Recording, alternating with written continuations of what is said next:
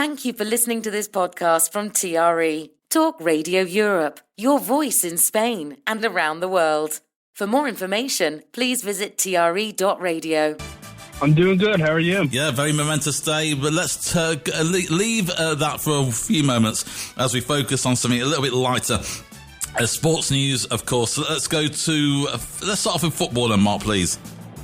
Yeah, no, we've had a good week in football. Even though it's the international break, there's still a lot of news coming around. The biggest of that has been probably Tottenham's, I guess, surprising takeover bids that have been going in there. You know, it's a club that's one of the few still owned by an English family, the Lewis family, and recently it's been a lot of speculation for takeovers, but I guess the Lewis family have tried to squash that by injecting another 100 million into the club for what they describe as long-term sporting investments. So this is sort of, telling, I guess, any people who are thinking of bidding on the club that, hey, we're not interested in selling. So it's an interesting time, especially because Man United also recently had news from a Saudi Arabia conglomerate that was interested in buying the shares that the Glazers have. Yeah, absolutely. It's a fascinating story, a bit of a saga going on there. But the ins and outs of football and politics in football is always something to talk about. Just quickly, I wanted just to ask you, I watched the Scotland match. Did you watch that? I only watched bits of it. I didn't get to watch all of it. My attention was on the Ireland-Portugal game. Yes, yeah. I was actually watching, I was in the bar with my kids actually playing some pool, and I was watching the Liverpool women against Man City women as well as the Scotland match as well. Scotland, I think, didn't have a great game, I didn't think, anyway. But anyway, they're through, and it looks positive they could possibly still qualify for the World Cup, so we'll keep an eye on that. Right, then, what else do you want to talk about? Takeover bids, Burnley. Should we do that? Yeah, Burnley, they're investing in the La Liga. Their owner group is quite interesting. Of course, it involves some famous people and sports stars, including the NFL's J.J. Watt, who was a Texan and Arizona Cardinal. But they're basically, the ALK Capital Investment Fund has acquired a majority stake in La Liga's Espanyol. Yeah. So I thought that was quite interesting because we've seen that with other clubs as well. Manchester City, of course, are involved in La Liga as well. Girona, Girona, I think, isn't it? Yeah. Yeah, so it's sort of that modern approach to the multi-club ownership, which can only really be beneficial because those clubs can have good relationships. They can loan players, sell players. Yeah. And overall, when you are fighting in these two leagues that are probably the most financially demanding out of them all, it's handy to have a club where you can operate, where you can sort of send funds or get funds between each club. So that's probably the only other news on the side of ownership. There is a little bit of interesting news in Nagelsmann. Julian Nagelsmann, the German national coach, has come out and defended Wirtz for his lack of goals this season, because that's been all really the media has been reporting about on Wirtz. And he's pointing to his chance creation and adjustment phase, and he's quite happy with how Wirtz has been playing. He'll be all right. He'll come through. Yeah, I think he's a great player. I've seen some of the reels and stuff and watched him before. And I do think sometimes we expect a lot of people quite quickly, and we're only into October. Give them a chance, We've seen that at Derby where we've got a lot of new players, one from America, from all over the place, and you expect them to play like they've been playing together for 10 years. It ain't going to happen. So, I think you just have to give a bit of patience. We shall see. And maybe Nottingham Forest might need a bit of patience as well at the moment, but we'll maybe leave that one. What do you reckon, Mark? Yeah, I saw that news as well. I woke up this morning and I was looking at Sky Sports, and I saw Mr. Marinakis is reportedly considering Sean Dyche to replace Ange, was the headline I saw. 7 games in. 7 in. Yeah, 7 in. I thought that would make him, I think after Sam Allardyce, the shortest reigning manager, I think Sam Allardyce is like 30 days, or something. So that was crazy, especially considering that he just won a European trophy as well in his last job. Yeah. But I mean that is how demanding the environment is within Forest right now. Yeah, I think they might get Liz Truss in soon, maybe even we shall see. But anyway, right, moving on to the Spanish Open. A quick review on that, Mark, on the golf. Wow. Yeah, we saw Marco Henge winning a playoff versus Dan Brown. Now, the weather, it was quite a good day, as many days are in Spain, so especially Madrid. But there was a little bit of stress there, I think, for anyone looking that was hoping for an Englishman to keep the lead, because he was 4 under, and he lost that lead and then went to the playoff with Dan Brown.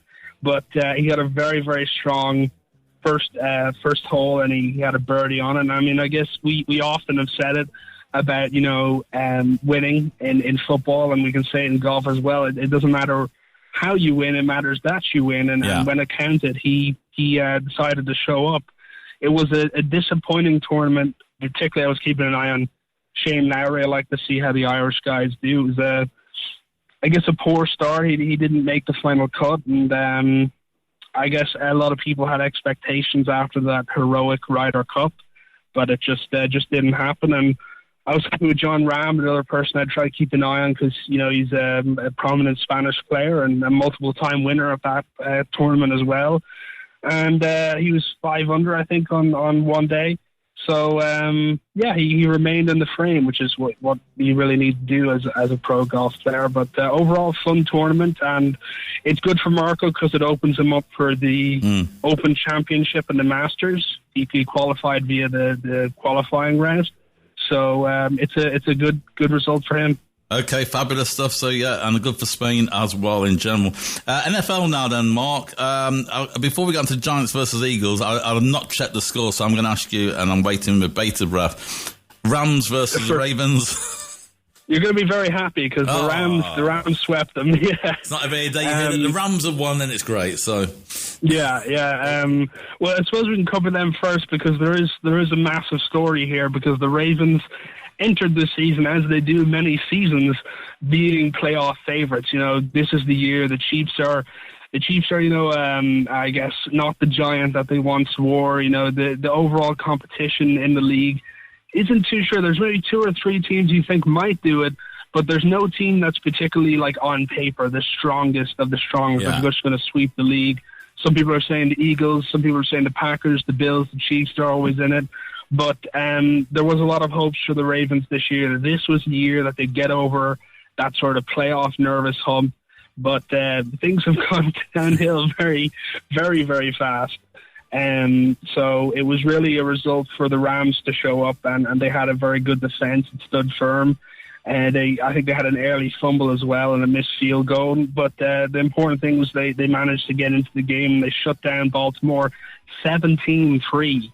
Now, to have a 2-time MVP on your team, and just overall, like a team that operates like the Ravens do at a very high capacity, to leave them only with 3 points was very impressive.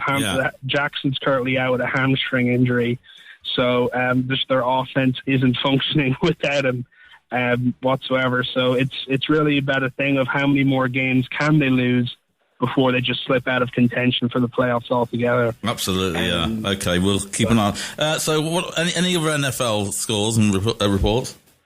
Giants and Eagles is another game, because Eagles, of course, are the reigning Super Bowl champs. Yeah. Everyone's expecting a lot of them, as they should, and they walked into New Jersey, where the Giants play, and got swept. Once again, their offense just looked dry. It didn't look diverse, and the Giants beat them at their own game. The Giants are on fire right now. They've a rookie running back from the fourth round, Cameron Scadaboo, who is just absolutely reinvented that offense. They have Jackson Dart in there after the Russell Wilson experiment didn't work out, and he has just been racking up stat yards.